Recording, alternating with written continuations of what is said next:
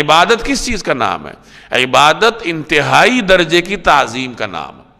اپنے آپ کو غایت تذلل میں، یعنی انتہا درجے کی انکساری میں رکھ کر کسی ذات کی انتہا درجے کی تعظیم کرنا، یہ عبادت ہے۔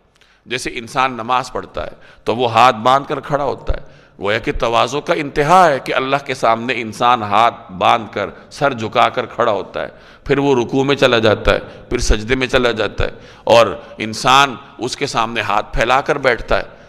تو جس عبادت میں انکساری جتنی زیادہ ہے، اس عبادت کی اہمیت بھی اتنی ہی زیادہ ہے۔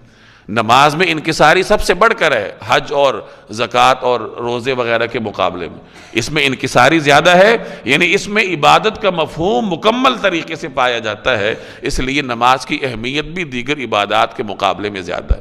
تو عبادت یعنی اپنے آپ کو انتہائی عجز و انکساری کے مقام پر رکھ کر اس ذات کی انتہائی درجے کی تعظیم کرنا، یہ اسی ذات کے لیے ہو سکتا ہے جو کہ لامتناہی اختیارات اور طاقتوں کے مالک ہو، اور وہ ذات ایک ہی اللہ تعالیٰ۔